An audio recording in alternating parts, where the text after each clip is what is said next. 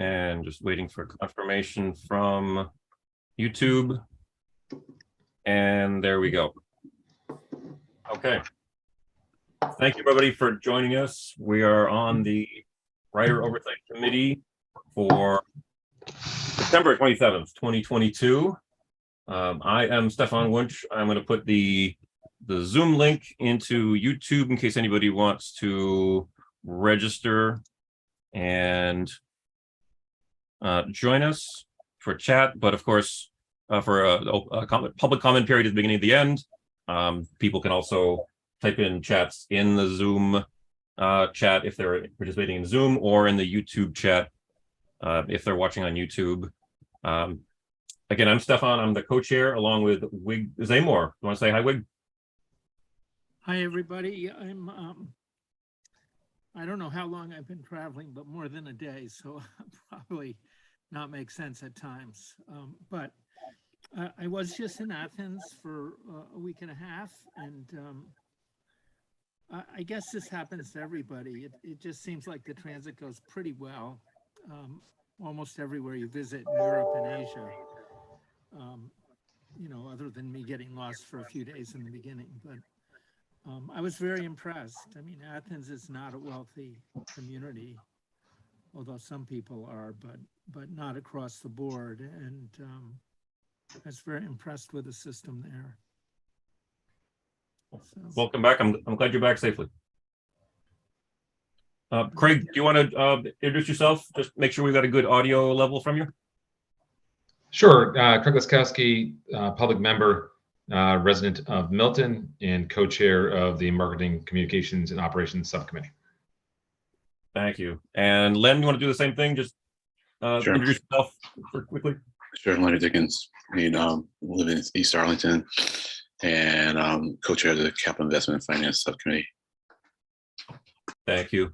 And Hayne, want to just say hi? Just introduce yourself really quick. Hello, Hayne Kim from the Central Transportation Planning Staff or the Boston Region MPO. Thank you very much. I'm hoping that we'll have one or two more of the committee members join, but in the interest of time, we're going to proceed right on since we didn't have anyone joining up to this point for a public comment period. We were entertaining public comments even before we began the YouTube recording, so we're not shortchanging anyone. The primary topic for tonight, as I was mentioning right before we got started, my hope is to go through some of, or perhaps all of, the major points of the FTA safety inspection review that came out August 31st. It seems like a lifetime ago that this report came out, but in fact, this report came out a few days after our last public Writer Oversight Committee meeting. So this is the first time we've met since it came out. Therefore, I think that it's important that we do a quick review of this. If we can come up with particular areas where we as a committee want to see a deliverable or want to see a particular goal achieved, I think that would be great. I have only a couple of things in mind for myself, so I'd like to entertain members of the committee to suggest areas where we can expect to see a particular result, or at very least analyze a result that we do get. Any thoughts about ways to take this discussion tonight? Anyone feel that that's not a good use of time? Because I'm open to suggestions for how we should spend the next, say, 45 minutes.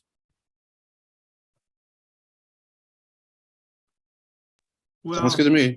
I'm sorry, Wig was going to say something, so I defer to Wig. So. Well, I guess for me, the issue with these kinds of discussions is, and not necessarily tonight, but just in general, is how to frame them, and the frame including some kind of benchmarking, because it's hard to stay within a single system and not, you notice the mistakes or the things that don't quite work right, but that doesn't really imbue you with much context with regard to how things are going elsewhere. And I guess to a certain extent, if the federal personnel, review personnel are consistent, then that should help a little bit with that. But that's, I think that's an issue. How, you know, how do you benchmark this stuff?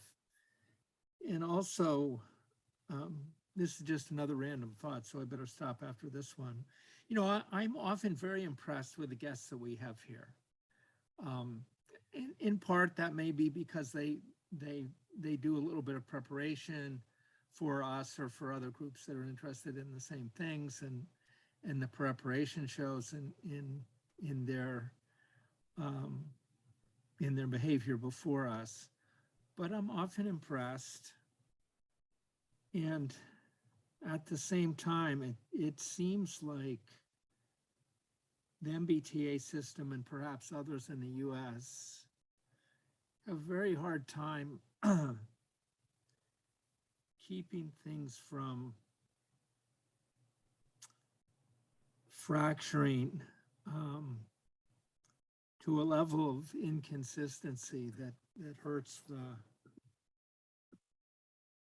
the use of the system, hurts the appearance of the system, hurts building up more ridership. So not sure how to systematically go about dealing with that. And it may be that, I'm sorry, just no, finish, please finish, please. You know, I get to go to these conferences once a year, except for 2 of the pandemic years, and they're all over the world. And with the exception of South America, pretty much all the systems that I've used consistently, because I always try to stay not at the conference. You know, I kind of don't do what most of the academics do, which is to stay at one of the conference hotels and not travel much. I always try to stay in fairly different contexts, that, you know, interesting parts of the city, usually smaller scale, but required me to get around, even though I start with zero knowledge at the beginning. And the places that I have spent the most time, and this doesn't go to the size of the city, have impressed me more and more relative to the time I spend there. So on the small side, I'd use Basel, Switzerland as an example. I was pretty impressed with Athens, although the city as a whole has huge accessibility challenges. Everywhere is granite steps. You know, there's just the fancy subway stations do have elevators and escalators, although they're not complete. But boy, this city is really challenged. I'm going to stop there. I want to hear what the rest of you guys have to say.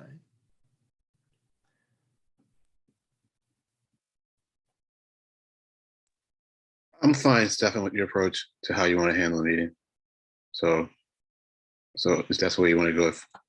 That's cool. Thank you. Cool. Thank you, Lynn. Wig, just to touch on something that you just mentioned, the confidence level.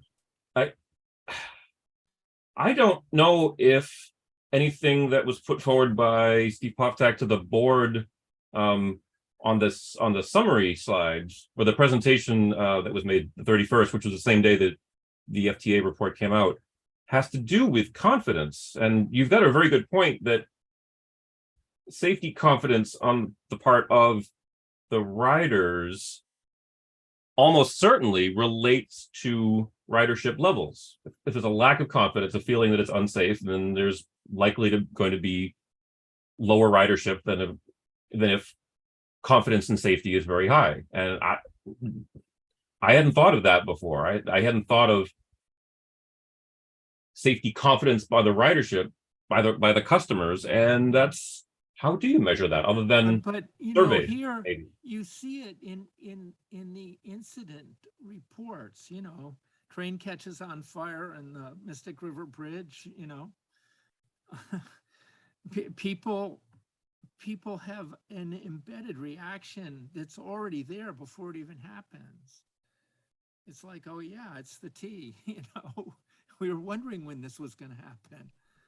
And, you know, that's troubling because it excuses people. I mean, this group and others like us, and there are quite a few good groups in the Boston area, really are fans of the transit system and want it to work well. But these incidents just give reinforcement to people who think it's not worth bothering trying to organize their lives better around public transit and less around just driving their car or pickup or whatever, wherever they go. So can I shift the focus slightly here? Yeah, of course. Because I think we're going down this rat hole of people's opinions in the T, and this report here should be not opinionated based, right? Like we're talking about so maybe we can focus this back rather than public perception of events. What does the data tell us about what reality is happening? And if you read the full safety management inspection report, the number that struck me, you know, like, and I'm balancing this with your point of, yeah, there's the big, you know, a fire on a bridge is going to make the news, right? It's dramatic, it's over the top, it's news stuff. So the question is that just a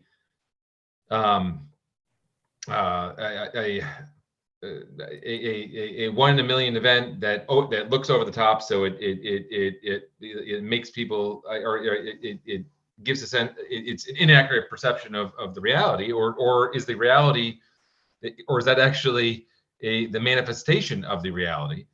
And if you leave the report, and just simply on slide 4, there's a bullet about halfway down about MBTA safety performance. It says safety data shows that from January 1st, 2019 through April 2022, MBTA experienced a higher overall rate of reportable safety events, particularly on its heavy rail mode, and a higher rate of derailments on both heavy and light rail modes than its peers and the total transit industry average. So to me, that's really a telling statement there, because that to me is a data-driven number there. You take you strip away the fireworks of a train on fire and the imagery of that, and you kind of just look at where were the numbers. And this is saying that we have a higher overall rate of safety events. And in particular, we have a higher rate of derailments. And to me, that means there are, that's not good, right? I mean, so then you have to translate to, okay, what do you need to do to get back in with your peers? You know, not perfection, but what do you need to do to one by one, try to, get more in line with an industry average. Yeah, and look, I think you're exactly right. You're going at it in an objective way, and some of it I think may be the media, but that's probably similar in a lot of places. But if you just think back to last year, jogger crashes through stairs and dies. Guy gets bashed up against the wall because he's stuck in a door and dies. Train catches on fire on a bridge. Building collapse at government center garage, interferes with the T. I mean, this is. No, it's the worst of both worlds, right? 2 months, right? I mean, it's at least every 2 months something like this has been happening. Maybe it's just a bad year, but. Wig, it's the worst of both worlds, right? It's both a number of high-profile events that, regardless of how many they happened, you have somebody who gets slammed into a wall and dies in a T station. That's a really, really big deal, and it's newsworthy for an important reason. Yeah. You have a combination of both these spectacular, and by spectacular I mean horrific events that seem to be happening on a fairly consistent basis, and then you have data backing it up saying, right, even if you strip aside the optics of how horrific these events are, we're on top of that, we actually, the data is backing up and saying we are having more derailments and issues than on average. So of course, if you have more, that means you're gonna have more spectacular ones as well. So it's a combination of both of just horrible optics and horrible reality together, which is leading to a true lack of confidence in the MBTA. Yeah. Agree.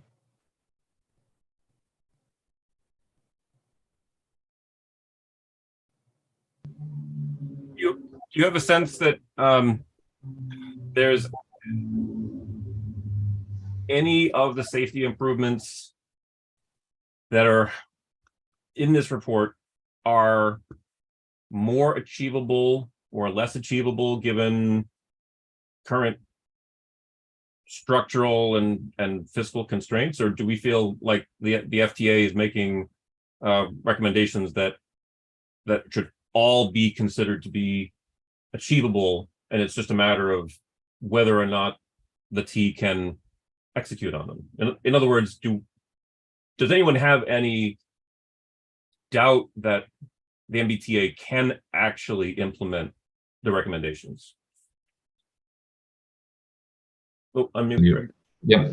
The interesting thing, and I forget where it is in the notes, but there is another point made in here that essentially the T's had a really hard time balancing large capital projects with the kind of day-to-day running of the service. That if my layman's interpretation of it is these really big projects, whether it's Green Line extension or AFC 2.0 or anything you want to put in that bucket list of or building brand new stations, all these kind of things over here have become a day-to-day distraction from what's over here. So we all love to talk about. I mean, my favorite thing to do is talk about hypothetical urban ring or new transit lines and things like that. I love talking about that stuff. But the sad reality is we might be to truly execute on this, we may need more of these 30-day shutdowns because it's time. And almost shut down all of these kind of bigger, longer term projects and say, hey, we got to focus on blocking and tackling. We have to focus on really unsexy infrastructure, replacing tracks, fixing escalators, doing fixing the electrical system, putting in the positive train control, all that kind of stuff. And everything else almost has to. So it's going to be. I feel like there's the 30-day shutdown was kind of like the first branch towards that to say, hey, we're really serious about this. But I think it's going to be interesting to see if they carry through for the next few years. But all that other speak, I think Len, you probably want to jump in on this. I'm just saying, I don't know where the money came from to do the 30-day thing, so I'm kind of curious as to how much money was spent and where it came from. So I'm hoping to get those details sometime in the next month or so. No one wanted to talk with me, and while they were doing the shutdown, it's like we're too busy and talk to us afterwards. So I'm going to try and find out. Maybe they'll report to the board. But they did 5 years worth of work. So I don't know if they're saying that they did work that was scheduled 5 years out. In the 30 days. And they spent whatever budget that they had available on those projects, or if they actually got extra money, or pull that extra money from elsewhere in order to fund this, because therein would lie to answer as to whether we can do more of these 30-day things, even if we want to, so, and I have to admit, as much as I have enjoyed starting the report, I'm in Maryland on some quasi-emergency family business, and I just have not been able to read the whole report, so I can't really chime in from an intelligent point of view on that. I read part of it before the CIF meeting, and a lot of it I was kind of concerned about because it seemed like it was organizational, and it doesn't seem to me as if that requires a lot of money. If the executives, the top levels aren't getting information about safety issues, or it's not being transmitted to the right people, that doesn't seem like it's a money issue, and I kind of want to know how we got ourselves into that situation, so that's all I have to say. Thanks. Kind of uncharacteristically for me, I'm finding myself interested in the financial aspect of the the capital expansion at the expense of safety critical operations as it's right here, because I'm wondering, and this is just I'm wondering, is it possible that the shift to capital expansion, capital projects was partly due to the availability of the federal level funding? I mean, I don't know if there is a correlation between higher degrees of federal funding and so many large scale capital projects in the past X amount of time during the time period where, according to the FTA, safety critical operations were given short shrift. Does that hold any water, Len, from a more financial this person? Well, I mean, I think like the ARPA money and other monies that came out during COVID were really meant to keep the system running. I mean, and I think that was for operational. I think it was mostly for operational. I don't know if any of it went for capital. You see, I don't know if they're saying when they say that the T, isn't spending on safety, if they're talking capital. I mean, safety. If they're talking operational safety. I mean, a certain level of maintenance is just operational. And then there's a threshold at which the spending on safety becomes capital. I don't mean like a threshold of spending, but if you're replacing equipment, generally it's capital. If you're just fixing equipment or preventing it from failing, that's generally operations. Now we've known that the T has been starved operationally for a while. A long time. It's just like it's always running an operational deficit, and it's the only way it gets to have a balanced budget is because the Fed, the state, and throws in some money. The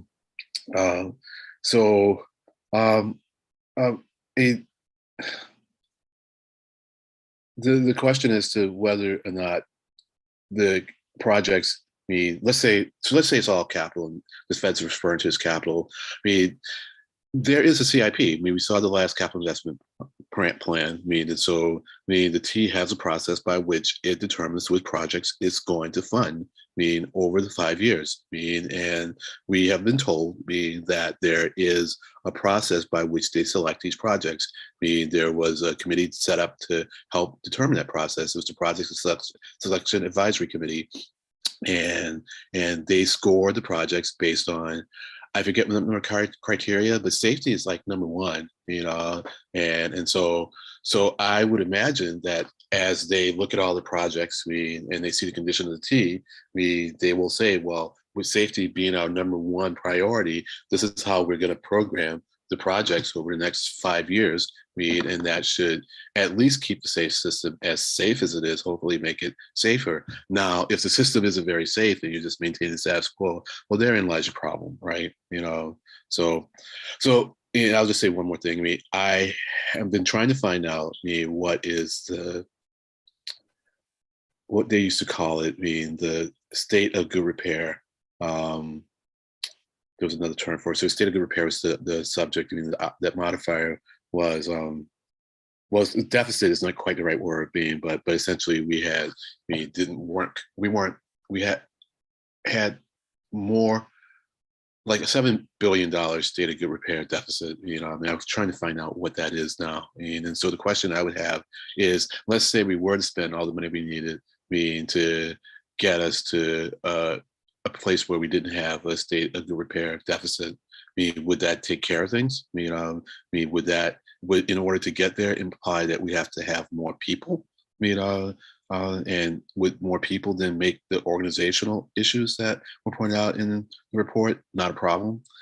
I don't know, but let's try to find the people to ask. And now that this is over, and when I get back home and have cleared out a little bit of time, I'm going to ask around to see if I can get some answers and maybe get some people to talk with us. So sorry about the long answer. That's it. Thanks.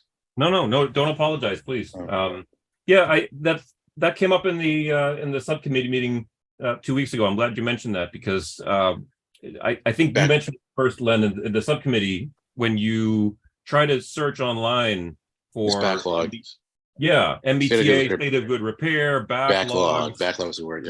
Yeah, pretty much everything that at least the Googles find to do with state of good repair backlog for MBTA is at least several years back. There's really not anything substantive, if at all, Right.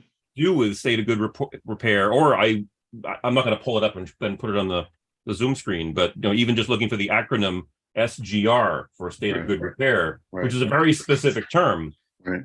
I'm not really seeing anything notable beyond about 2019. Right. I mean, that could be an element of pandemic shifting focus to keeping the lights on, but it is at very least interesting that even the term seems to have disappeared from MBTA documents. Yeah, we stopped using it. I don't even know how to read that. Yeah, except that I think we just changed the way we refer to things. But then, as I said during the meeting too, we had a period of time between 2015 and after the big snow event, where we didn't get CIPs, 5-year CIPs. I think we're getting like 1-year CIPs, and so I don't know if it was an intentional decision not to use that language. I do know that part of what went into assessing, the amount, both in terms of work and cost, had to do with us having a good asset management plan. And I know the team's been working on that, and they've made a lot of progress on that. So it may be the shift to focusing on the AMP, is what has caused that term to kind of go into disuse. And for people here, and for anyone that may be watching this at any given point in time, I don't feel there's any conspiracy here, and I don't think there are any bad actors. I think the feds have done a good analysis, an accurate analysis as well as they could, and I assume that's competent. And so I'm going to take their conclusions at their word. At the same time, knowing the people who work at the T, I find some of the conclusions incredulous, because it's like, we know some of these people and we know that they know what they're doing, and so I just have a hard time believing that they're not getting the reports that they should. I also have a hard time believing that if they weren't getting those reports, that they wouldn't seek them out, because we know people at the top, and they come from levels of the T where they know what's going on, and they would expect to get these reports. So I really just want to understand what's happened. Okay, I'm gonna stop talking, Craig. No, and this is where your personal life can always play in these conversations. Sometimes coming up through the system, you accept the challenges, or you accept the limitations of the system, meaning that that computer A doesn't connect to computer B, so I'll never be able to get the data set that I need out of both these things. So I'm not even going to bother asking, because I know that's stored over here on this mainframe. This is over on this ancient system, and I asked 5 years ago, and they said no. So I'll just learn to I'll learn to move on. I'll learn to live without that report. No, I won't even bother asking. So I think. I don't think they're incongruous. I think you could have really good leaders who are good people working hard, who still miss reports or didn't realize they should be asking for a report. And to me, that I think they can both exist simultaneously. Those two things can be true at the same time, without making me feel less of the individuals who we've met with and worked with before. I hear you, and that would seem to be what the Fed report is saying is the case. And so we'll have to go with what you say as being closer to the truth, or closer to the truth, or maybe the truth. I can see how bigger projects can be a distraction, though, right? We're trying to do a lot of things at the same time. So I think a lot of this is just we're dealing with the deferred is the issue, right?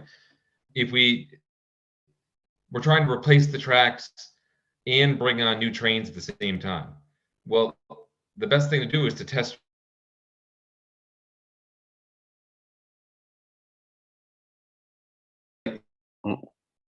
Did everyone else lose Craig?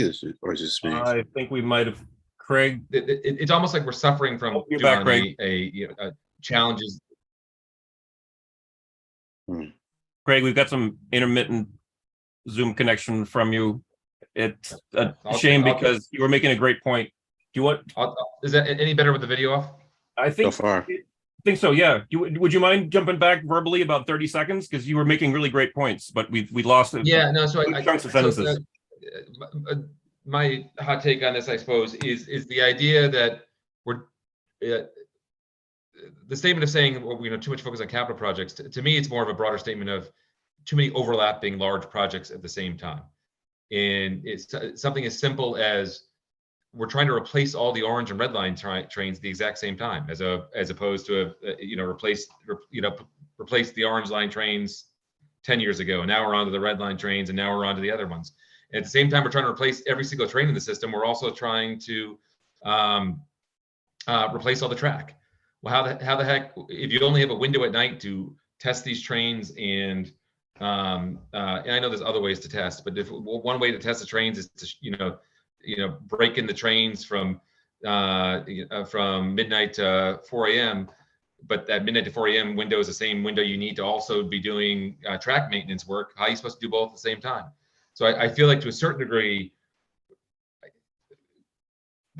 what we've seen is and I think we've seen a ton of great projects started, and they all seem like they should be making a difference. But there's almost too many things piled on top of each other because we should have been doing more in the 80s and 90s and early aughts, and now we're trying to do too much at the same time, and it's too much for anybody to take on. It just occurred to me when you said overlap, it just struck me.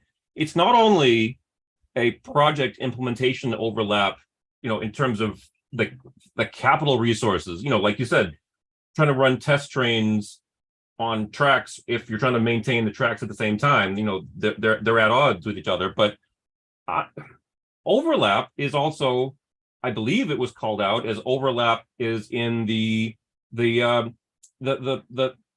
staff.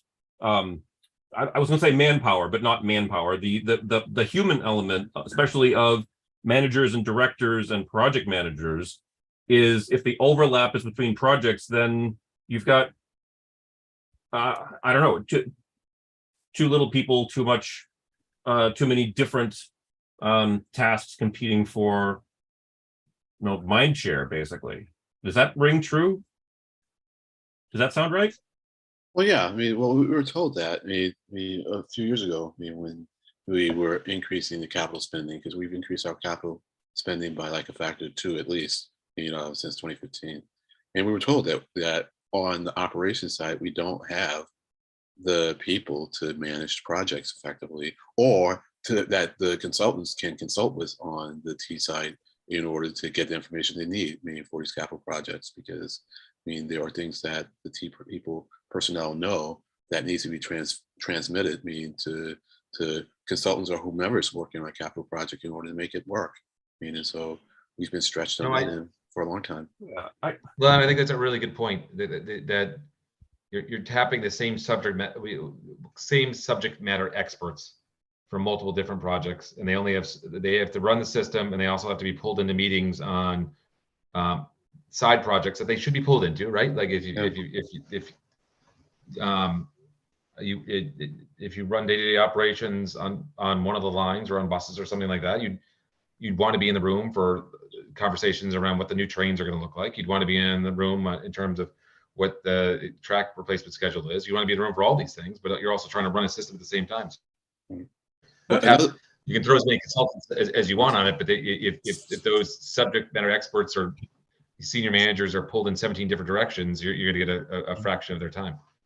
And the other overlap that we had talked about in the CIF meeting, Stefan, was about overlap in cohorts of employees. So one of the elements that I read in the deck associated with this federal investigation was that I think they referred to the coachman, the motor coachman, motor coach personnel, is that the newer ones felt that they didn't get the mentoring, from older or more experienced motor coach personnel because they just weren't available. I mean, they essentially retired, and and that was flagged as a problem.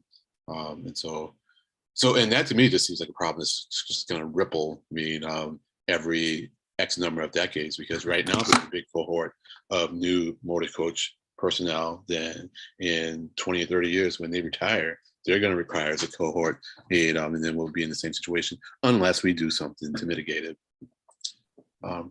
I just found that one. Yeah, you're absolutely right. I think it's probably obvious, but let me just throw this in there real quick. That's it, right? Yeah, I suppose I can't really see it very well, but like I said, I remember it from the deck that I read, so.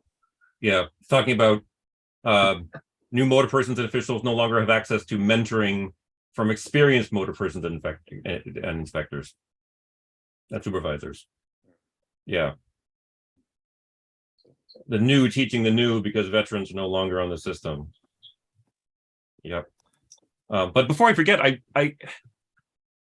you're talking about, Len, you were just saying about a few years ago we were hearing about labor shortages for skilled people and subject matter experts, but for some reason back then I was under the impression that it just meant that people were on one thing solely to the detriment of other things. I didn't get the impression back a couple of years ago when that came up. I didn't get the impression, maybe it's just my mistaken impression. I admit I could be wrong about this, but I didn't get the impression that it was people being pulled in too many directions. I thought it was, they were just saying, okay, we got to have you do this for a period of time, and then the other things suffer, as opposed to people trying to do too many different things at once. Am I wrong? Right. No.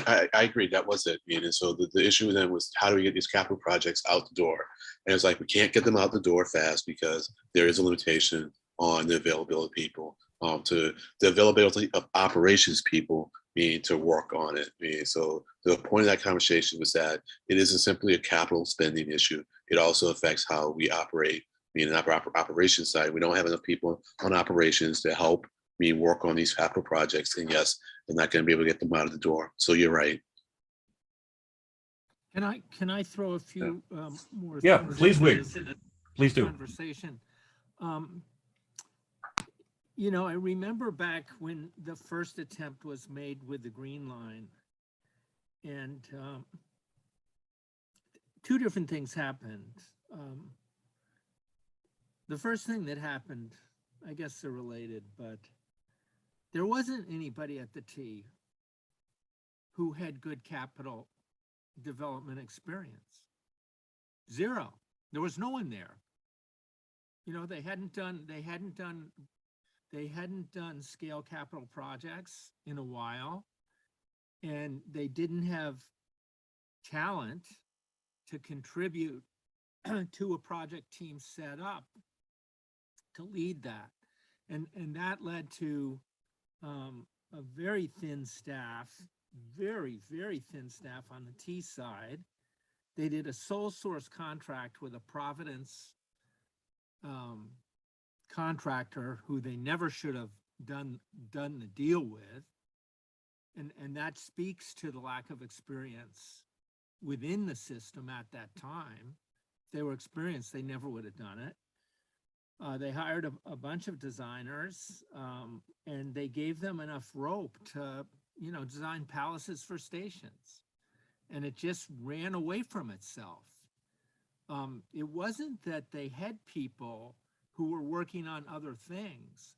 They had nobody who had any good project development experience. And the second time, after years, when the second attempt was made, and the advocates were actually fine with the way all of this rolled out. The advocates weren't pushing for those palaces for stations or for a project that was hidden away without talent, in a sequestered project team location. And the advocates were happy to have somebody like John Dalton come in, who had more discipline, who wasn't sure that it was going to be able to be done. Completely different city, no MBTA experience at all, but a good track record on managing and controlling costs in projects in Chicago. So, you know, I just, I don't mind the discussion about whether, you know, we're diverting project expertise, but I question whether that's an accurate characterization of what's happening here. You know, I think the good, I think the good systems, wherever they are, they maintain the capacity to operate their systems without less, you know, surprise breakdowns. So they're better on that side. And they also have a continuous cohort of people who know what it means to add new projects in and then to integrate them with the system. I think we didn't have that stuff. And, you know, we geared up for Boston Transportation Plan review, orange and red lines. And I don't know the history of the blue line. You know, I was on the blue line today. I will say, just as a footnote, you know, to go to this conference in Athens, I called the car service, which I was way out of date on. They apparently have kind of replaced the cabs, and it worked fine. You know, it's more expensive than the T. It worked fine. I had to wait for the car, you know, to find it and the car to come. Today, you know, after, I don't know, 36 hours of travel or whatever it was, customs was easy because this flight was so long, it landed middle of the day and there was really nobody else in customs. So we just blew through. I just walked outside, got on a shuttle bus immediately, got taken to the Blue Line station.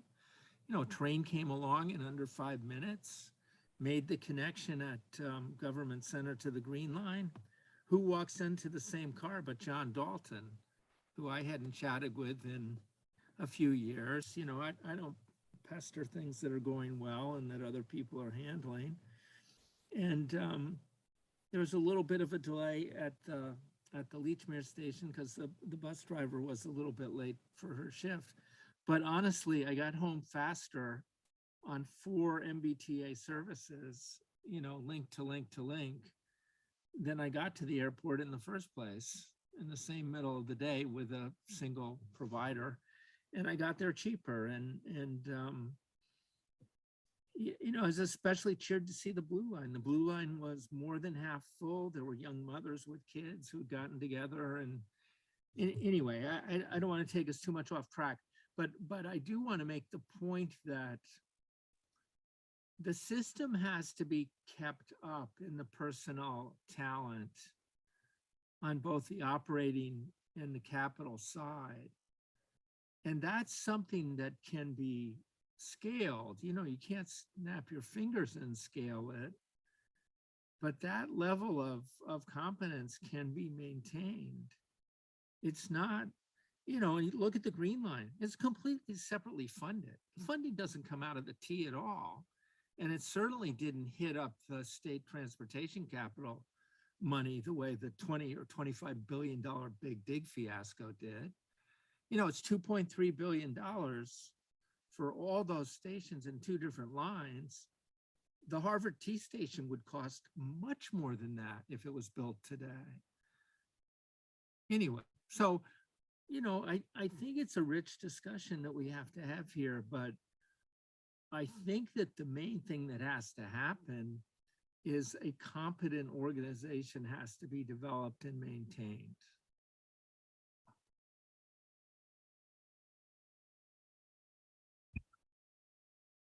At the risk of shifting abruptly, it's not an abrupt shift, I don't think, but I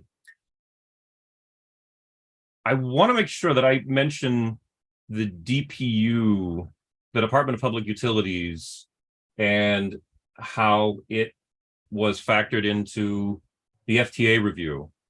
Case in point, and I have to admit, every time I read this, even just scanning it, every time I read this, I see something new that jumps out at me. Like, for example, the DPU has been I don't want to say failed. I don't want to use words incorrectly. They have been negligent in following, telling the team to do what it needs to do.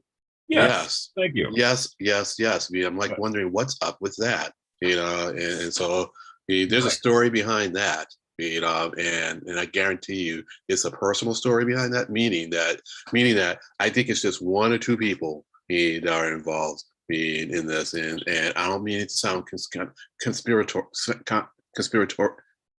Conspiratorial. Yeah, it's just, I think just the way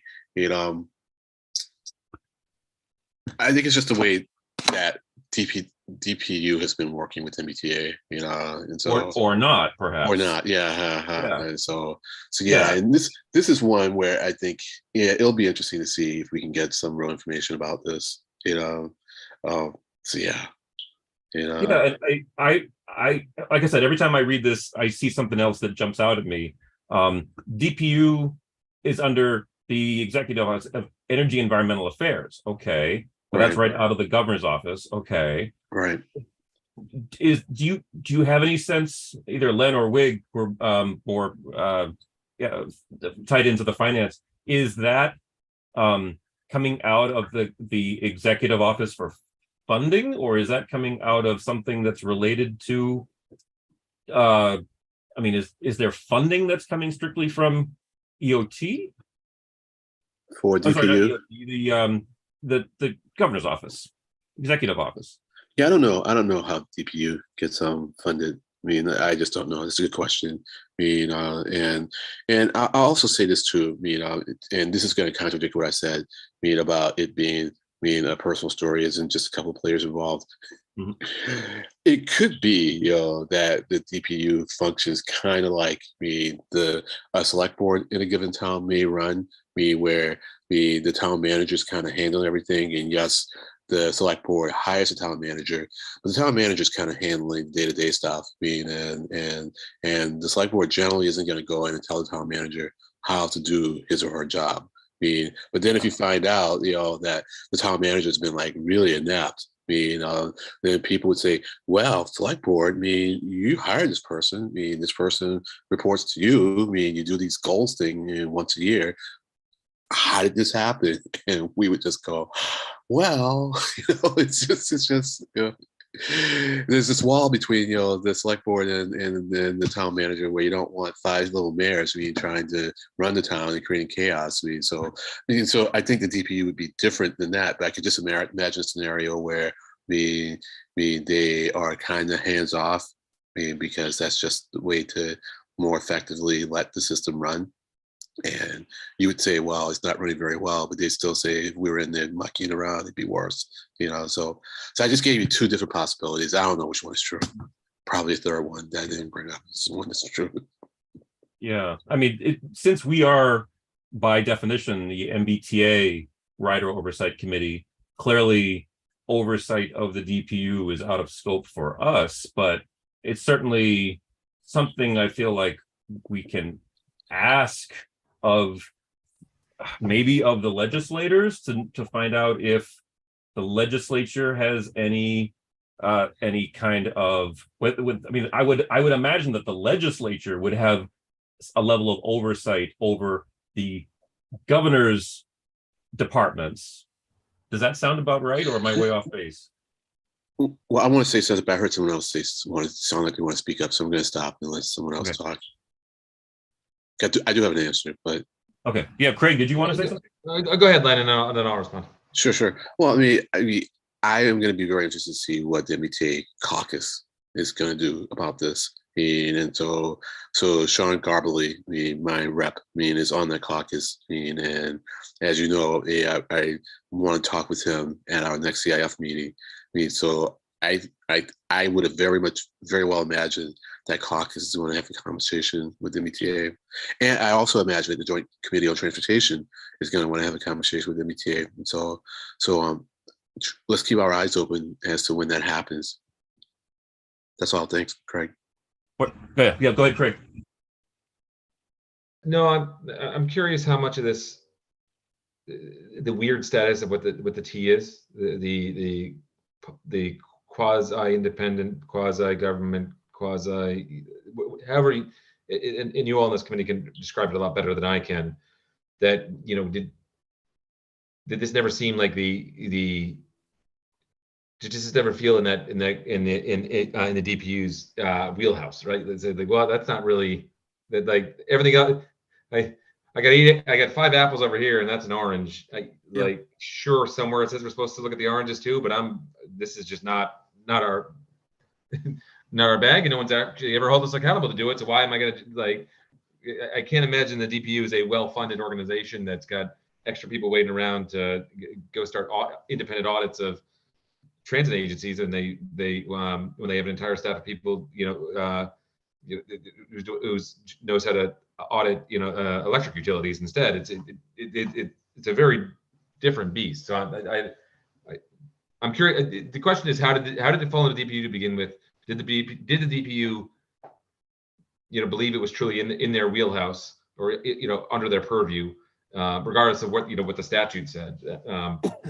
And I'm curious. And I guess I'm curious where the feds came up with that finding. That was where did they make this determination based on how they've seen other regulators work, where like traditionally a similar DPU in New York governs the MTA or something like that, or did they base it on a review of Massachusetts state statute that said that this falls under the DPU? Everything you just said makes perfect sense to me. Yeah. No, and for what it's worth, I should probably drop the call then after that. No, But for what it's worth, everything. I think the DPU oversight, or the DPU enforcement of MBTA is by statute. It's actually cited. I can't find it right now, but yeah, it's referenced in the FTA report. The actual Massachusetts state law that defines the DPU to MBTA relationship. That's not so important right now, but but to Craig's point, it doesn't mean that makes sense. A lot of stuff is voted through in legislatures that doesn't really make sense. The question really is, where is the expertise to do this well? And sure, you need insightful oversight of the expertise. But I mean, I'm not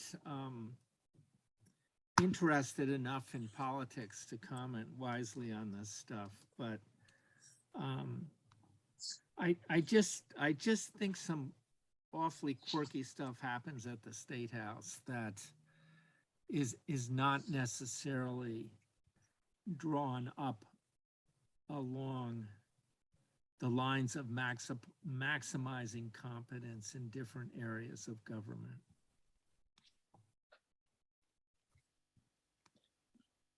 But that would be an unintended consequence. My inclination is to believe, from the people that I'm getting to know that are working in the State House, so and clearly they are the minority. And I don't mean the minority in that they are positioned differently than other people. It just means that I know a tiny fraction of the people being on the legislative side who are, a tiny fraction of the people who are involved in the legislative side, the State House. They're all very good, and they all care immensely, and trying very hard to do the right thing. So maximizing competence would certainly be what they want to do, but it's just a matter of whether somehow the output of the legislative process leads to a product that doesn't do that. Yeah. Well, I can accept 100% of what you just said, but how many of them can give you six great examples of that level of competence in other places that they're using to guide how they go about getting that level of competence in Massachusetts? Well, I think they can give you 5. So they mean that cross that 6 threshold. I was just kidding. I'm not quite sure. I understood, what your response was, but Well, what I mean is it's having the right aims in mind and putting in the hours is all we can ask of public servants. But it doesn't mean that they're, the level at what they're trying to, well, having that be their character certainly is a leg up on going in the right direction. But it doesn't mean they're going to be Nobel quality at that job. well, that's a little bit of a straw man. It can be good quality without being Nobel quality. And so Well, I'm going I'm to take just your. trying to say, I think it's really hard to get on top of a subject matter as complicated as public transportation or transportation for a state or what, and I think that's just a really hard thing to do, no matter how hard you work and how high your moral standards are. Yeah, well, so I guess what you're saying is that, well, look, I think the MBTA is going to fall under someone's purview. It's just a matter of who it is. And so right now it's on the DPU, and now the question is, whether DPU is the effective oversight authority for that's it. exactly. Yeah. I think you're right. Yeah. And I think Craig was right to kind of go at that with a degree of question. Right. So that may just be an artifact of some bygone era. I don't know. And that's worse. That's worse than what you and I were talking about, which is good people trying to do the right thing and really focused on it. The DPU thing could be just really quirky and not their mainstream competence. Yeah. Well, let's put some effort in finding out. Because I haven't read the report, in total. So did the report say that the DPU should not be an overseeing authority? No, I don't think they can say that, because the DPU is statutorily responsible. So it's the cards they're dealt already. Yeah. But real quick, in the area of yet another thing that I remembered when I read it again, one of the urgent special directives, and let me put this up on the screen. I had forgotten to mention when we were talking about the DPU that there were 5 FTA urgent special directives. Len, I don't know if you can see this. If you can't, it's on page 13 of the FTA report PDF. Special Directive 22-8 is all about the safety oversight of the DPU to be compelled to oversee MBTA's corrective actions. And what I just discovered is that this link here that says special directives takes you to a separate page on the FTA site. And I'm going to drop this into the Zoom chat and YouTube. I hadn't followed a lot of the links on the report until just now. So having done so, now I'm seeing that each one of the 5 special directives has a full guideline. And in this particular case, the 22-8, again, I'll put the link in the Zoom and YouTube. I just looked at this for the first time, and this is very specific. Here we are. Findings, required actions. The DPU has not ensured the MBTA maintains its track. Required actions. Bullet points. Bam. And finding 2, DPU has not ensured MBTA sufficient policies and procedures to address unintended train movements. Special directive bam. I'm not going to go through all of them, but the bottom line here is after all of these, it says 30 days after the date of this special directive, DPU must submit corrective action plans. So that would be basically in a few days. Right. And I hadn't seen that before about the FTA. The FTA is calling out the DPU as required to file plans.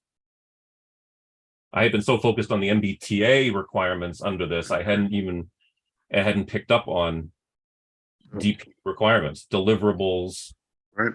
30 So that days would- after August 31st. So yeah, so we should just keep an eye out, see what comes of that. Yeah. And I also want to call out that linked off of that same page, off of the special directives, which I put in the Zoom chat and on YouTube, there's additional deep documentation, actually dated back in June, which are the other 4 of the special directives, which in the overview were called urgent. So I think actually we may have just, I may have just sort of reminded myself that I think these actually are the maybe the top 5 things we want to make sure that we hear shortly, hear some statement of, because these are called urgent special directives, and I mean that puts these in a whole new light.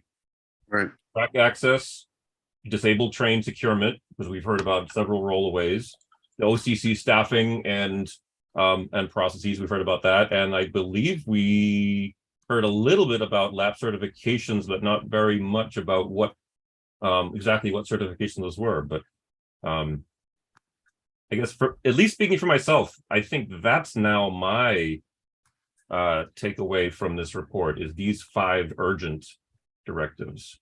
I'll stop talking. Oh no, it's fine. So is it your takeaway? Is it also, are you gonna like stay on top of it for us?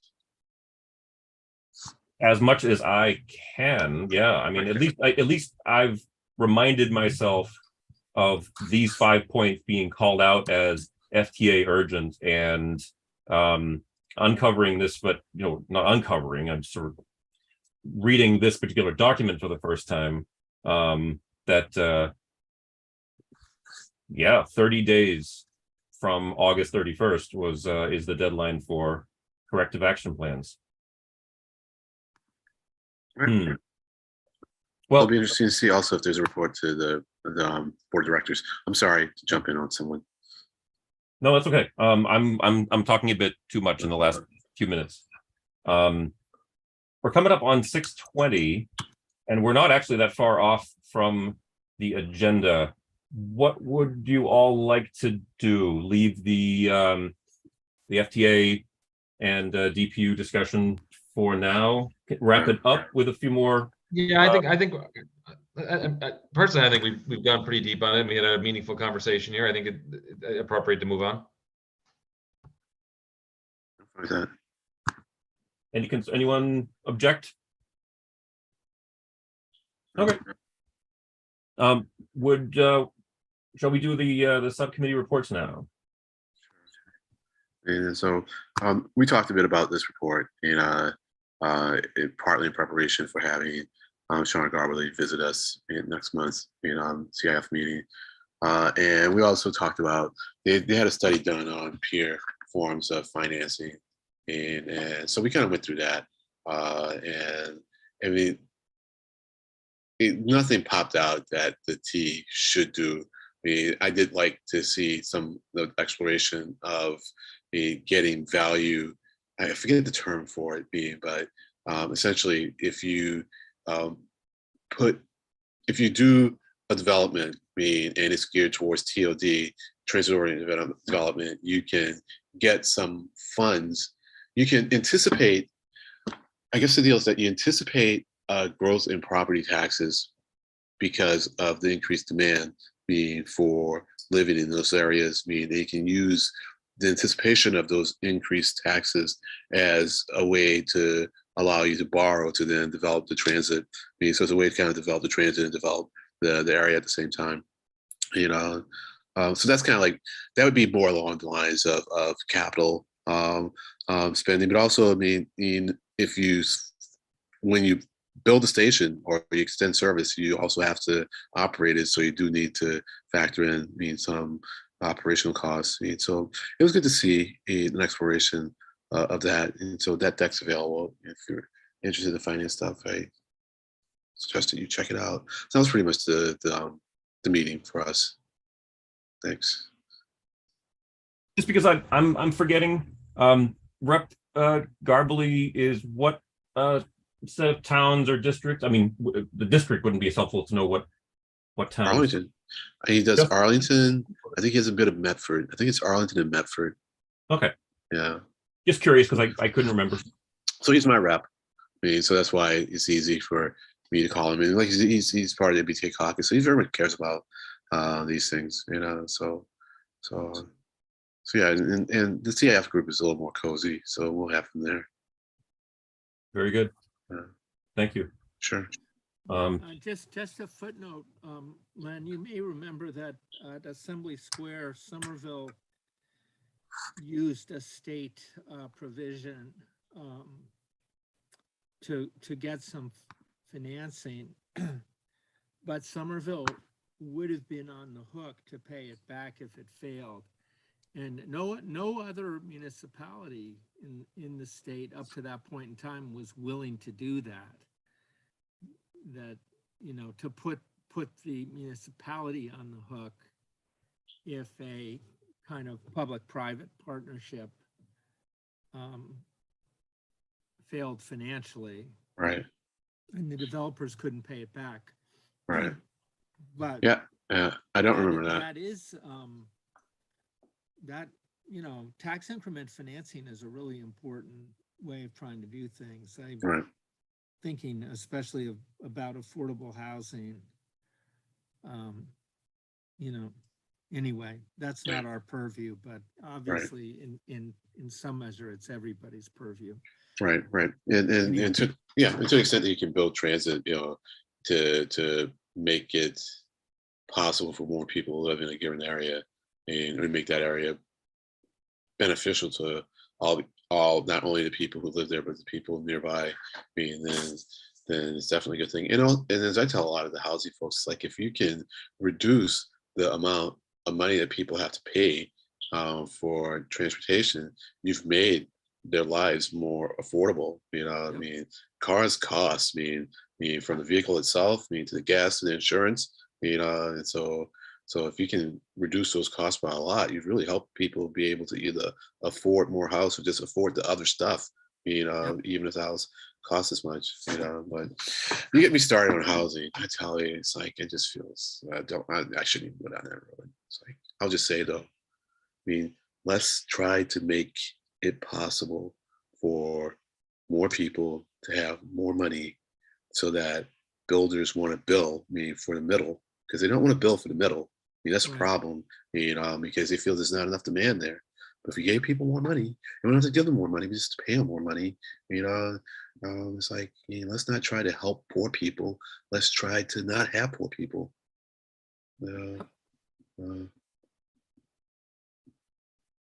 Anyways, I've ranted. I will not rant anymore. I wouldn't call that a rant at all. That was very good. Makes sense. Okay, anything more for the Capital and Finance Subcommittee? No, that's it. Yeah. Okay. Turning to Marketing, Communications, Operations Subcommittee, I actually did not take any notes because the meeting 2 weeks ago was so interesting and detailed, and I found I couldn't even keep up, even trying to think of trying to put notes together. So I might ask for some recaps from folks who were there. I believe the majority of the meeting was discussing with Josh Weiland in Mbta service planning about what goes into the nuts and bolts of the quarterly rating and schedule planning and balancing the availability of capital equipment, aka vehicles, with operator, manpower, person power, people, versus the ridership ebbs and flows. That's the overall summary. What am I forgetting as far as other topics? I think that the majority of the meeting was on the service planning intricacy with Josh, right? Yeah, I think so. It's funny. I mean, my brain's having a hard time jumping that void, but it's just because so much has been going on. So I think so. Yeah. Craig, anything else come to mind before we stick a fork in the in that subcommittee report? I'm feeling like No, I think what came out of me to watch going forward is going to be really interesting to see how future. The first one thing I learned, I feel like, is that a reminder, at least, that it's very difficult for the T to turn on the dime. Because one of the things I raised is what I think is the new normal of,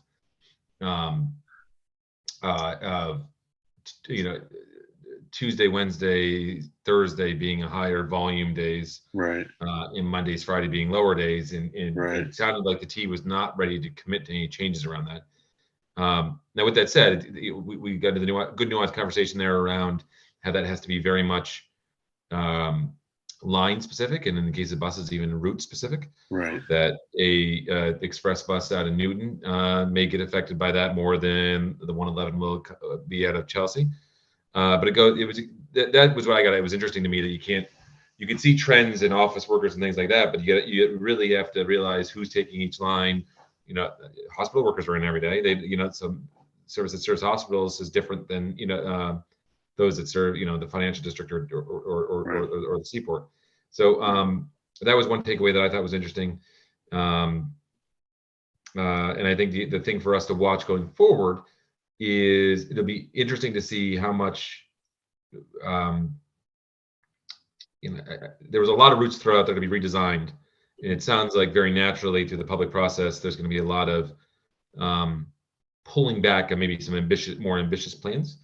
So it's going to be interesting to see if we, as an oversight committee, feel like they landed in a good spot of balancing the ambitions of a complete redesign with the stickiness that is long-time riders and routes, or if we feel like all the ambition of truly making a new system or a new or a redesigned network, if the wind got out of that sail once we got into the public process.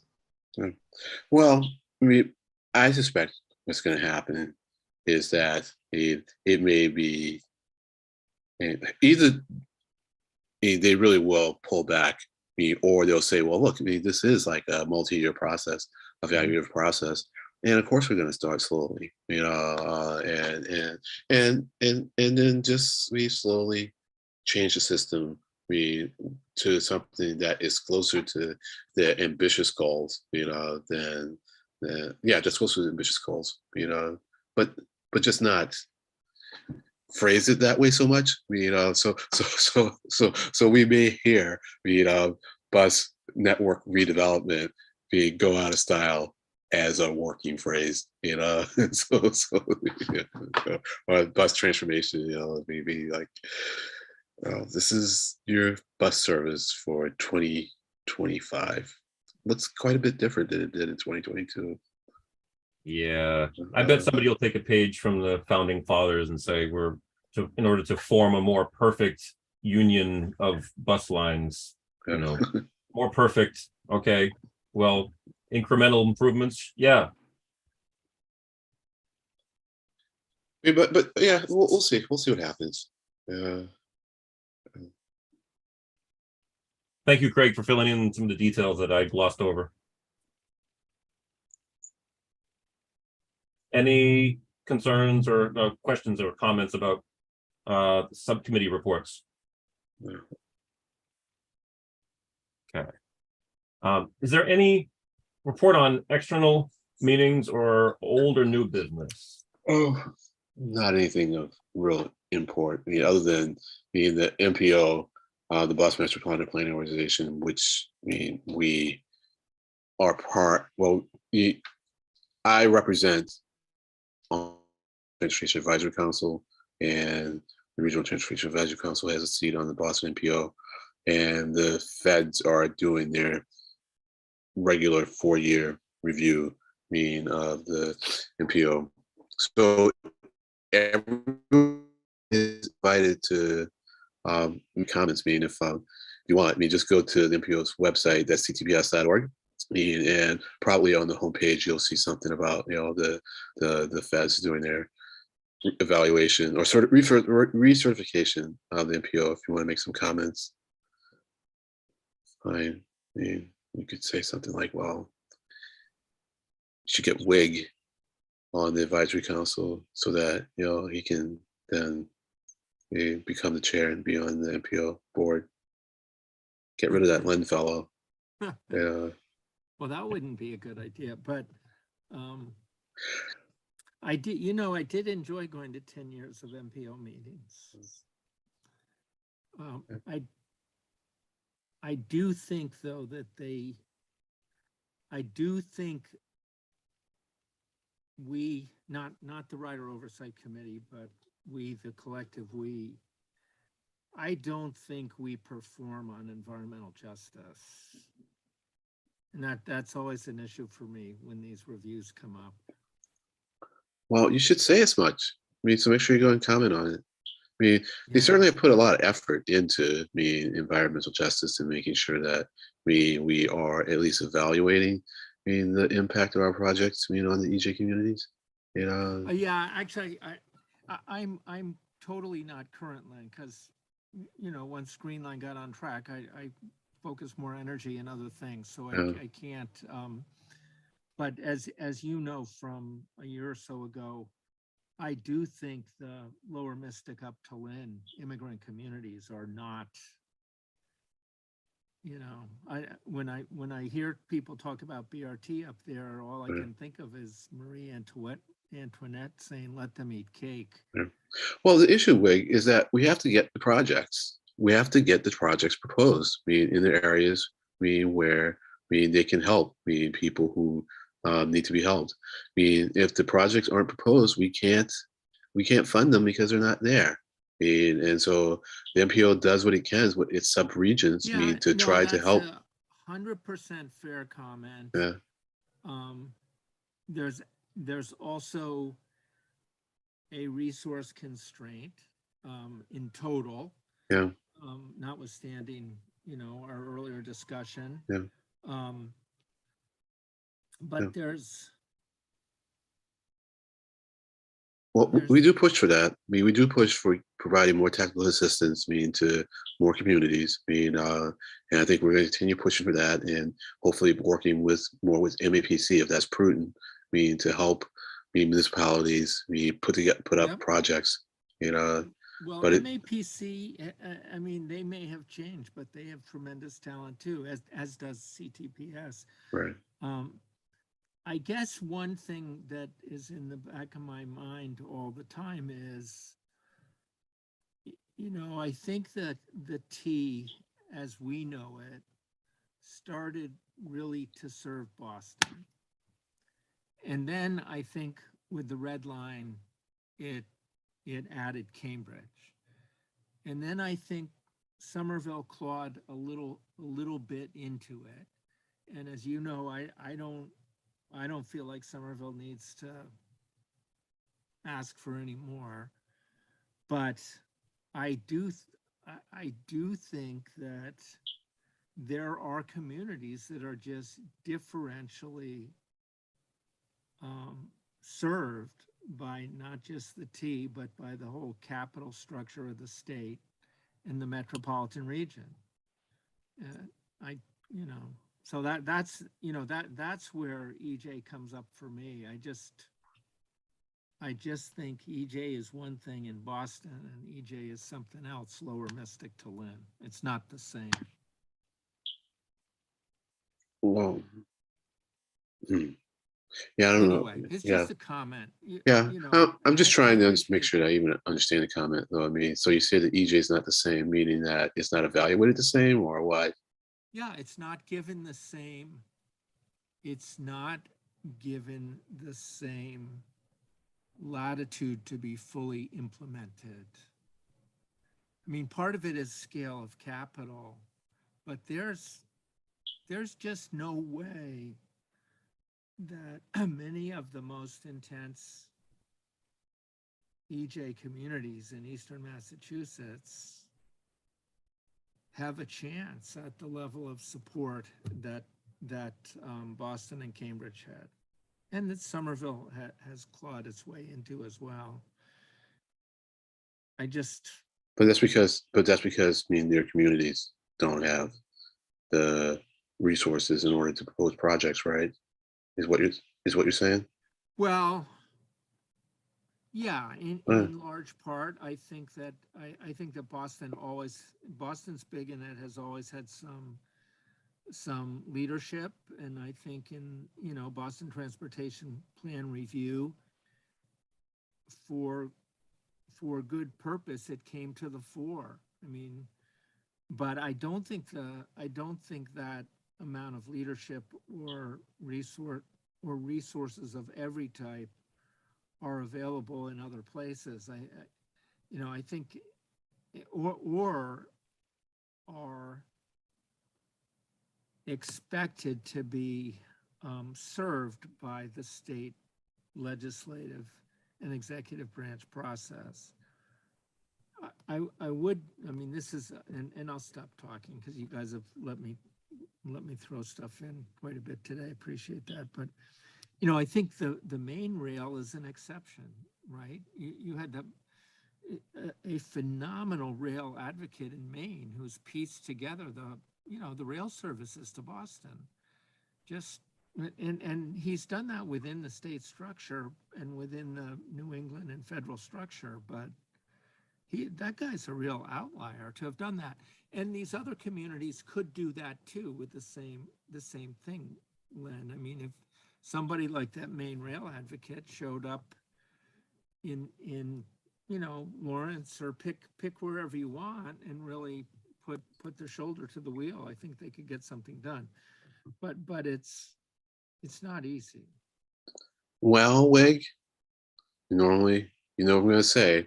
You see the problem, you get in there, you lead the solution. Oh, so that's what I've done with Assembly Square. That's what you gotta keep doing. No, that was yesterday, Wig. We're looking at today, tomorrow. To do with environmental health.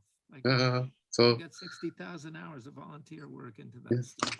So or draft someone. I mean, like Stefano or Craig.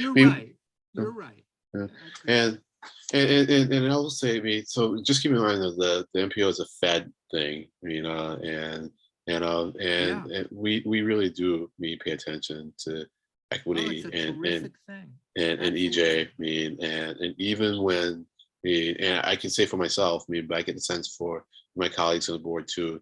You may have 20 people come from a wealthy suburb to fight for a bike trail, but we're not counting the number of people who come. We're really counting. We're looking at the quality of the argument, and we're actually more so looking at the data. And we've been wanting.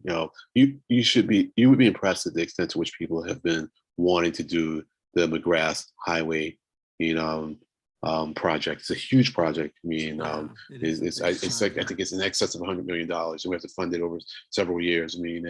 And we're pushing, to have it done on the board because we just see the benefit to Somerville, and other communities. It's great because it'll really remove that barrier, to the community on the other side of McGrath Highway. It's a beautiful project, and the enthusiasm on the board for it. It's really genuine. Yeah, I honestly, I haven't been following it, and I don't doubt you at all. Yeah. I feel bad it costs so damn much, to be honest. But I'm a big fan of the MPO. Yeah. So Betsy Harvey's been really and the staffs. I'm just always very impressed by it. Betsy Harvey does really good work on EJ and equity, Yep. That's good. Those are all good points. I appreciate them. One quick thing, Wig, which is a little bit of a tangent, but you mentioned that guy in Maine, the big rail advocate. You wouldn't be by any chance talking about Jack Sutton, would you? I've forgotten his name. You know who follows that stuff pretty well is the Or maybe woman Richard who Rudolph? mentioned- Yeah, Rudolph is a more familiar name to me. Okay. But the woman from Four Corners follows that. Okay. I was just curious because I believe the group that you're talking about is the Main Rail Group. And Run. does that sound familiar? Yeah, it's run. Yeah. Yep. I mean, Yeah, and it's stunning to me what they've been able to accomplish, I have to say. And Yep. you know, it's a good service. I'm glad they're pushing on it. I prefer if everything eventually gets to be electric, but it's really stunning accomplishment. Yep. I just have to mention something in the just small coincidence department. The past president of Main Rail Group, which I believe is the group you're talking about. You know, whether Yeah. we're talking about Jack Sutton or Richard Rudolph, Yeah, I'm not sure, right. but There are a Jack couple Sutton of was them. very active. Just by complete coincidence, you might find this kind of amusing. Jack Sutton was my father's best friend in high school in New Jersey back in the 1950s. And they both happened to go to MIT from the same town in New Jersey by kind of Yeah, coincidence. wow. So just fun facts. Yeah, in a way that doesn't Small world. surprise me. There's Nice. pretty people there. Cool. Before we run out of time, I do have one piece of quick new business, if you don't mind. Sure. Is now a good time? Sorry, just mean to yawn in your ear. No, that's all right. Since we all last met, and I think it actually happened just after the Marketing Operations Communications Subcommittee, this was put out that October 1st, the Lynn commuter rail station will close for, I think it's supposed to be something like over a year. Yeah.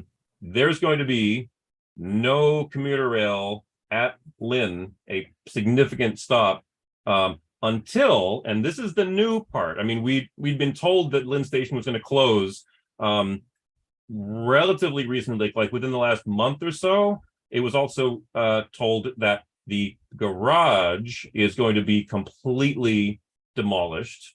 I actually have not been down there in a while, and I didn't realize that the deterioration had gotten this bad. Yeah. Just shy of 1,000 space garage is going to be completely demoed because it's that far gone. It's kind of sad because the only reason why that garage was built that big was because it was expected that the Blue Line extension would happen within the useful lifetime of this garage. So it's kind of sad that it didn't happen. The reason why, by the way, all the accent colors are blue is because the Blue Line was expected to come up to at least Lynn, like I said, before this garage's useful life. Yeah, so that's the trivia question. The dominant color in the Lynn garage is blue because it was supposed to be for the Blue Line. But anyway, that's all coming down. The very newest piece of information, which was hot off the press just a couple of weeks ago, is that there's going to be a temporary station put up. A temporary platform, excuse me. So there'll be shuttle buses to Swampscott for a period of time until a temporary platform is constructed. And this is such good news for a significant downtown city station. I just have to show my understanding of this. This is the scope of the project. It's huge. Yeah. This is like a city block in one direction and half a city block in the other direction. This is the current platform that goes all the way from this end of the garage all the way down to almost, I think it's about 2 blocks away, 2 city blocks of about right, Wig? Yeah, at least. My anticipation is that the temporary platform that's going to be constructed is going to be a reactivation of this old platform that you can see here, which was taken out of service in the late 80s, early 90s when all the new stuff was built. So it's not only a big deal that, the garage is coming down in its entirety, losing 700 and something parking spaces that really weren't very utilized. It was very, very underutilized. More utilized in recent years than that's true. 20 years That's ago. true. So I'm personally concerned about where are those 300 cars going to be going? Or are these people going to be able to pick up a local MBTA bus to get to downtown Lynn, only then to have to get onto a shuttle bus to get to Swampscott until the platform is built? I don't know. Yeah. I'm also concerned about whether this temporary platform is going to be accessible. I bet it's not, because if it's temporary, I bet that it's just going to be a couple of staircases, not even a ramp going up to this old platform. And I feel for any wheeled mobility people who are going to have to continue to take the shuttle to Swampscott, which is, again, I haven't confirmed this yet. This is all kind of hot off the press, but there you go. That's my new business report. Yeah, but the good news is that the public space under that garage is horrible. So, Oh, it's terrible. Oh, yeah. so you know, a lot of good work has been done in Lynn in the last decade plus. So hopefully this this imposition of tearing that garage down will be turned into an opportunity to do a better job with a new design. And temporary sounds great to me. There's no reason you couldn't have an elevator for accessibility, you know, a small elevator there. For a temporary station? Yeah. I hear you. I bet it's not going to happen. You know, I don't want to, well, I guess we have time left in the meeting, but I'm sure there must be some places that that use temporary elevators. And that, well, anyway, both ends of the current platform are important. You know, the end closest to Boston where the collapse. Oh, yeah, that's yeah, that's a good point. I mean, for the community college there, I mean, that's a really big asset, the university there. And the other end, there's a lot of great public stuff going on. There's, you know, there's new multifamily housing that's being systematically built. There's some interesting farmers markets for poor people, and you know, there's a lot of good stuff there. Yep. Yeah, I mean, well, you mentioned a good point. There's a little bit of a concern also I have about what's the even just the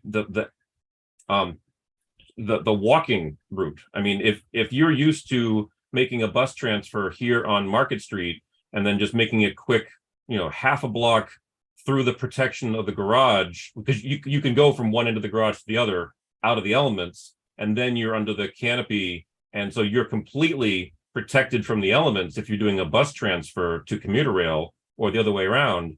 If I'm right, and they put in a temporary platform, sort of reactivating what was used up until the late 80s, early 90s, that's going to be a long walk through just city sidewalks with no protection. I mean, if that's what it is, okay, but maybe there's an opportunity to request some bus rerouting in order to get people on and off right at the temporary platform. I don't know. I guess we will see. Yeah. More to come, it sounds like, on this. But yeah. So I'll stop there with a new business report. You're getting upset about a temporary station as opposed to the station just being closed. I think overall, I think it's a good thing. We just got to follow the execution on it. Yep. Yeah, I guess I'm sort of letting through a suppressed sentiment that I wish the entire current platform wasn't being closed all at once, because there is stairways from two ends. And okay, if it makes more sense and a cost savings to shut down the whole thing, okay, fine. Beggars can't be choosers. I don't know. I'll stop there. Yep. It hits close to home, literally and figuratively. So it's, you know, there you go. Choosers have to beg. Yeah, there you go. Oh boy. It's 10 of 7. Is there? I'm going to look on YouTube. Go ahead, Greg. Go ahead. Only a quick thing from new business, and I think I'm going to kick this down to the subcommittee. Just I'm mentioning it now as a possible agenda item. I saw an interesting just a local news clip about interviewing people about how their feelings about the Orange Line reopening. And it was how the take was a little bit different. Was it was specific to people noticing that escalators hadn't been fixed. Now we all know, because we've been close enough to this, that that was not in scope. That the three things that he kind of said that he articulated they were going to do was to lay new track. It's the primary thing they did. Test, get some more new trains in service, and do a deep clean of the systems. But I can very much understand why, as a member of the public, if I'm coming back and I didn't have my Orange Line for 30 days, why I'd be like, well, great, that same broken escalator that was there been the last 3 months, you didn't fix that in the last 30 days.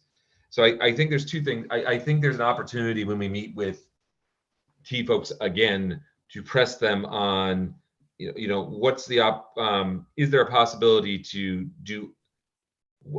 add that as a fourth leg to that stool, in addition to the track work, getting trains in service, and cleaning the stations. Is there an opportunity? Is there a missed opportunity to do other maintenance work on those stations, whether it's painting or repairing escalators? We've been close to this for a while. We know that one of the challenges with escalators is parts, right? There's supply chain issues, that like a lot of other things. But I think there's an opportunity here, if they do another one of these lengthy shutdowns on either the red or we're already doing it on the green line to a certain degree, to hit these areas. So I think it's an area that we need to follow up. I as someone who gets out at Broadway Station multiple times a week, that escalator has been out of service for 6 months. I know we've talked to the T about this before, and I know a lot of this is they're not an elevator repair crew, but it's a very visual sign to folks that the system is broken when you see the escalator is broken for months or a year. Yeah, I'm wondering if there's any groups like Walk Boston that could help in a transitional situation like this. And I'd be remiss, it's somewhat related, it's stairs, not escalators, but I'd be remiss that there's as a Milton resident, and we'll take it up and interested to talk to Jonathan about it. There is a staircase that at Milton Station, on the border between Milton and Lower Mills, Dorchester. There's a staircase that's been out of commission there for several years. In the the town of Milton finally went pretty aggressively at the T, and said that staircase has been closed for 3 years. We're going to threaten to sue you to repair the staircase back commission for 3 years. And the T said, fine, we'll demolish it. So I need to follow that more. There's a possibility. My bet is that there is not enough room there to add an elevator, and they may need to add an elevator at that spot, and that's why they have to demolish it as opposed to repair it. But I'll follow up on that for our next. It's very local to me, but it's an interesting. There must be similar situations in the. There you go. Must be similar situations out there. Yeah. Wow. And that's pretty much hot off the press too. That was only about a week and a half ago. Yeah. Yikes. Does that affect you personally, Craig? That's not your stop, is it? It's not my stop. I do, where it does affect me personally is I have my stairs at my stop are fine, but someday if they're not, is the solution to say, okay, well, we're just gonna close the station and rather than rebuilding the stairs. Yeah. Right. They're not closing the station. To be clear, they're not closing the station in this scenario. There are other ways to walk around, but what you have to do here is if you're standing here at that spot, you have to walk a block up and then walk down behind the buildings and down a hill. So let's take that up in the Sevan, we can take it up this is a perfect one to kind of bring up Google Maps on in the subcommittee, and a good agenda for us to kind of get into the weeds on in that. Yeah, absolutely. That's a good one. It's 5 of, and there's no one watching on YouTube at the moment, and no one has put anything into the YouTube chat over the course of the last 2 hours. So unless one of the 5 of us wants to make something under the auspices of public comment, I have one thing to end with, if you don't mind, if we're not going to do any public comment. Is that okay? Yeah. I wanted to give a chance to Hayne. We haven't engaged you at all this evening, and I just want, with the last few minutes, is there anything new or interesting that you'd like to share with us from what you're doing? No, it's completely optional. You don't have to. I hate putting people on the spot, but I'm always interested to hear what people are doing, and if you want to share, feel free. Well, one of the reasons why I stayed silent throughout the discussion was that I did not do my homework to read the FDA. That's okay. No problem. I did read I think a Boston Globe article about the summary of this report, and what I understood from the article was a lack of communication vertically and horizontally within the MBTA, and also I learned tonight that the DPO is part of the culprit, I guess. So Exactly. yeah, and then I think the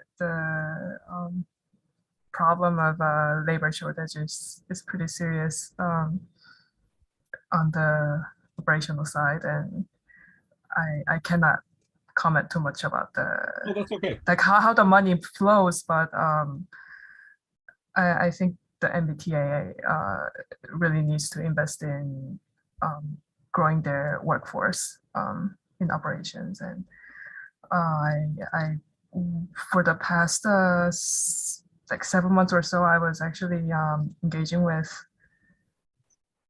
peer agencies in the US and overseas, as well as regional stakeholders, to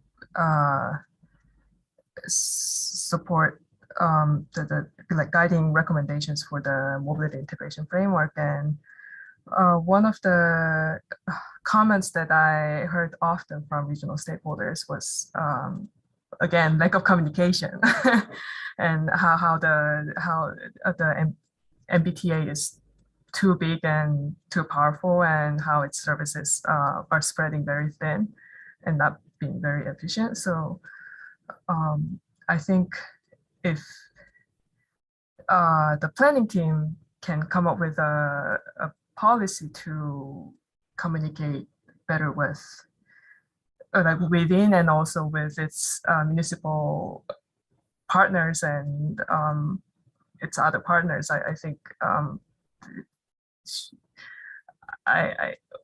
we can only hope for better things moving forward. But yeah, communication is, I think it's a really big problem in the Boston region. Yeah, and MBTA, I think, because it is such a big player in regional transportation, I think it really needs to ramp up its communications efforts. You mentioned you've been doing work reaching out to other peer agencies also outside the US. What are some of the international transit agencies that you've contacted? We talked to Hamburg, Germany. We talked to Taipei in Taiwan, and Montreal. No, not Montreal. Toronto. Metrolinx, and well, Spain. Renfe, the national railway operator, is having a nationwide mobility as a service platform launching this fall. So we talked with them, and there's study. I think that might be it. That's a lot, though. When Five they go agencies. live, I mean, do you think would you be able to share some of that with, if we were to give like 10 or 15 minutes in a meeting sometime this fall, would you be able to share some of the what you've learned about what other agencies are doing? You don't have to. I'm just asking if you'd like to. I'm no longer a part of the project. Well, that's okay. No problem. Yeah, but and then the MBTA, we did present to the board of the work scope back in January, I think. So it's been announced as a public, but I think the study results will be kept internally. Okay. Yeah. That's too bad, but okay, no problem. We understand that has to happen sometimes. Yeah. Cool. Thank you very much for sharing that. Motion to adjourn. Second the motion. I will just say So we'll adjourn then. Thank you, everyone. Stay well and see you in subcommittees next month. Okay, take care.